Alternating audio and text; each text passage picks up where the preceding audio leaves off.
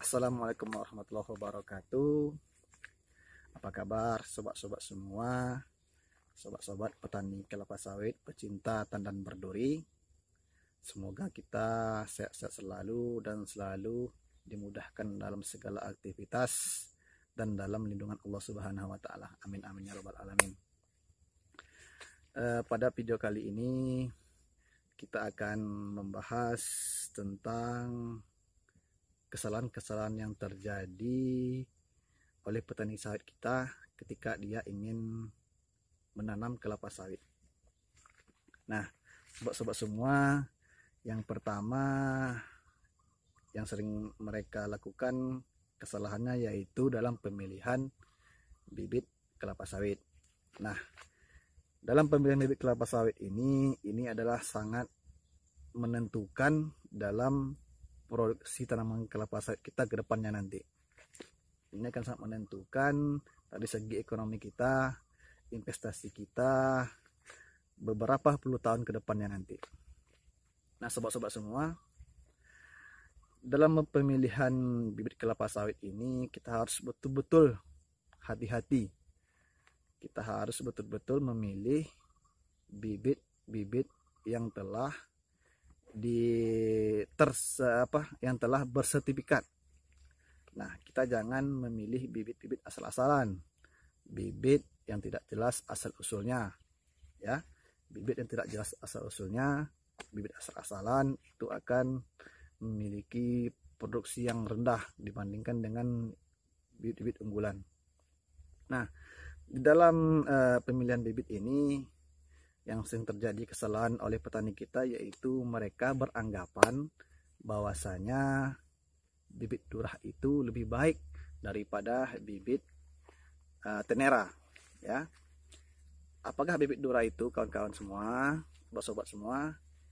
Bibit durah itu adalah bibit yang memiliki cangkang buah yang tebal. Cangkang buahnya tebal, kulitnya tipis dan intinya tipis, kawan-kawan semua, ya. Nah, anggapan seperti itu muncul di tengah-tengah petani kita. Bibit durah ini lebih baik ditanam daripada bibit yang berbobot ringan gitu. Kenapa begitu? Karena bibit durah ini memiliki bobot yang berat. Nah, bibit durah ini memiliki bobot buah yang berat dan biasanya itu besar-besar buahnya, tandannya itu besar, sobat-sobat semua. Nah, kalau menurut saya itu adalah asumsi yang salah, sobat-sobat semua. Karena mengapa? Kalau bibit durah ini kita tanam, memang betul bibitnya itu, buahnya itu berat, tetapi kalau kita hitung ke depannya itu setahun ke depan, dia akan kalah bibit durah ini. Dia akan kalah oleh bibit yang telah bersertifikat. Akan kalah oleh bibit tenera tadi. Durah dan tenera itu akan kalah bibit duranya oleh teneranya. Kenapa begitu? Karena dia akan kalah dari segi produksinya, akan kalah dari saat pada waktu musim tanaman kelapa sawit ini mengalami. Kita akan melihat bibit yang ditanam itu tidak bersertifikat, sobat-sobat semua. Nih, buahnya itu sangat jarang, Pak.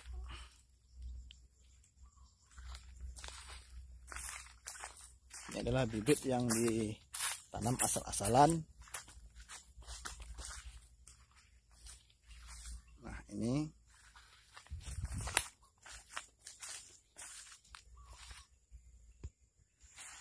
ya. Nah, sangat berbahaya sekali, sobat-sobat semua. Hampir tidak ada buahnya, ya. Jangan sesekali kita menanam bibit yang tidak jelas asal usulnya. Nah, sobat-sobat semua, walaupun di sini lahannya itu bersih, dia tidak akan memberikan pengaruh signifikan terhadap produksi tanaman kelapa sawit kita. Sobat-sobat semua, Jangan sesekali kita menanam bibit yang tidak jelas asal usulnya.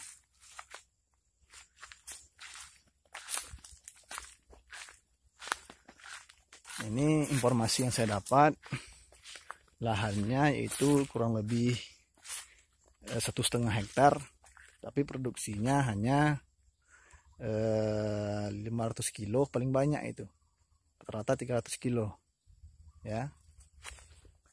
Nah, ini sobat-sobat semua bisa dilihat, hampir tidak ada buahnya ya. Saya sarankan kita menanam bibit yang bersertifikat. Oke. Kalau kita memakai bibit sawit yang telah bersertifikat, pada saat musim trek dia tidak akan jauh menurunnya produksi tanaman kelapa sawit kita tadi. Nah, sobat-sobat semua, di manakah bisa kita dapatkan bibit atau benih sawit yang bersertifikat ini? Kita bisa dapatkan di PPKS, Pusat Penelitian Kelapa Sawit.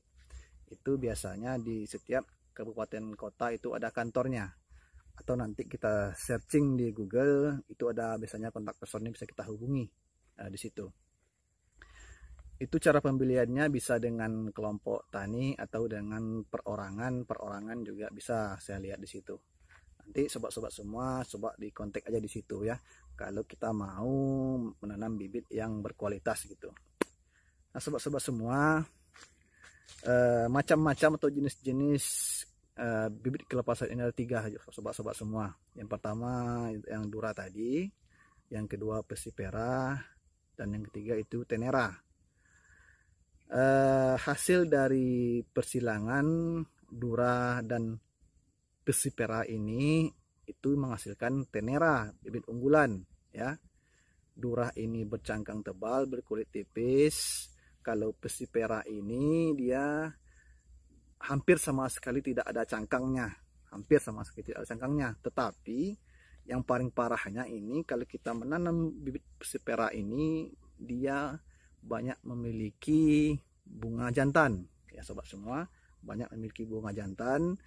Kalau ini tertanam oleh kita menanam umpamanya 2 hektar atau 1 hektar umpamanya ya, sangat rugi sekali sobat-sobat semua. Kenapa? Dia tidak akan berbuah nantinya, atau berbuah itu sangat sedikit dia buahnya itu sobat-sobat semua. Nah, itulah gunanya kita menanam bibit yang telah bersertifikat dikeluarkan oleh Pusat Penelitian Kelapa Sawit sobat-sobat semua. Nah, itulah dia beberapa rentetan kalau kita memilih bibit kelapa sawit, karena ini sangat penting dalam penanaman sawit kita ke depannya. Investasi kita sangat penting ke depannya. Itulah harus kita perhatikan dalam pemilihan bibit-bibit kelapa sawit kita. Kita harus memilih bibit berkualitas, bibit yang sudah legitimasinya jelas, bibit yang dikeluarkan oleh Pusat Penelitian Kelapa Sawit yang telah dikauncilangkan Dura, Persipera menjadi Tenera sobat-sobat semua. Nah, yang kedua yaitu kesalahan yang dilakukan oleh petani sawit kita yang tidak boleh dilakukan itu dari segi pemupukan.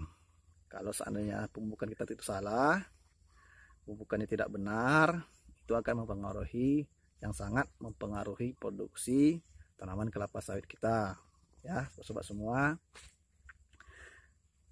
Saran saya, pada saat kita menanam kelapa sawit ini, kita buka lahannya, kita pancang, kita gali lubang. Nah, saat kita menanam kelapa sawit ini, menanam bibitnya ke lubang, hendaknya kita kasih itu pupuk dolomit sobat ya. Pupuk dolomit itu fungsinya apabila pH tanah kita itu masam, dia bisa normal kembali sobat-sobat semua ya, bisa normal kembali dia pH tanahnya. Itu kira-kira kita kasih per lubangnya sekitar 100 atau sampai 200 gram sobat-sobat semua. Nah, yang kedua, kita kasih di lubang itu pupuk fosfor ya, yang mengandung fosfor. Itu bisa kita beli di toko-toko pertanian seperti SP36 juga bisa pemirsa. Nah, kita kasih di lubang tanam tersebut. Apa fungsinya fosfor itu?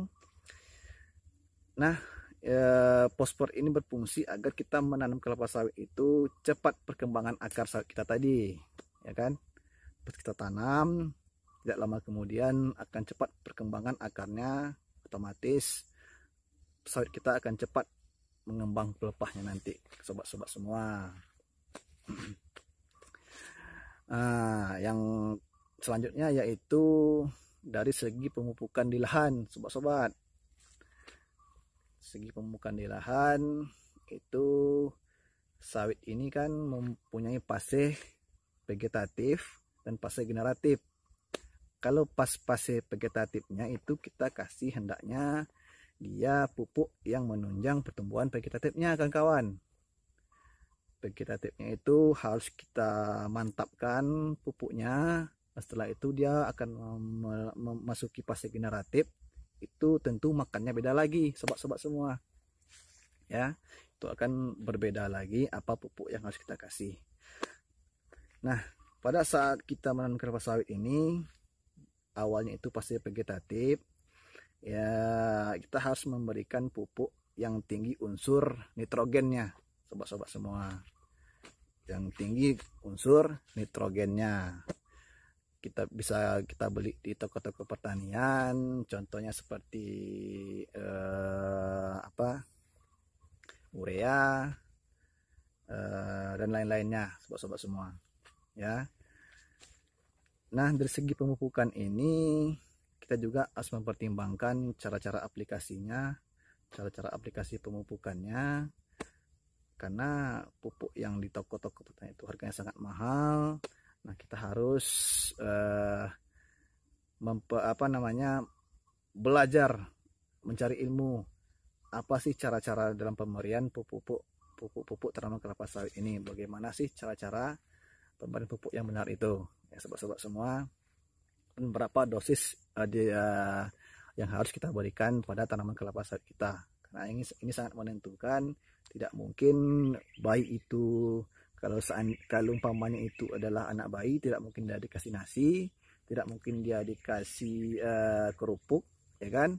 Nah, kan ini kan bibit kelapa sawit ini kan pada fase vegetatif ini adalah kalau diibaratkan ini adalah bayinya ini. Nah, ini harus kita perhatikan dalam pemupukannya, sobat-sobat semua. Nah, itu dulu sobat-sobat semua. Kita akan lanjutkan video ini, pembahasan dari cara budidaya tanaman kelapa sawit ini pada video selanjutnya, sobat-sobat semua. Itu dulu dari saya, sobat-sobat semua. Semoga video ini bermanfaat bagi kita semua. Lebih giat lagi dalam membagikan ilmu-ilmu. Semoga kita semua sehat-sehat selalu dalam lindungan Allah Subhanahu wa Ta'ala. Jangan lupa ya sobat-sobat semua, like, share, and subscribe. Terima kasih. Wassalamualaikum warahmatullahi wabarakatuh.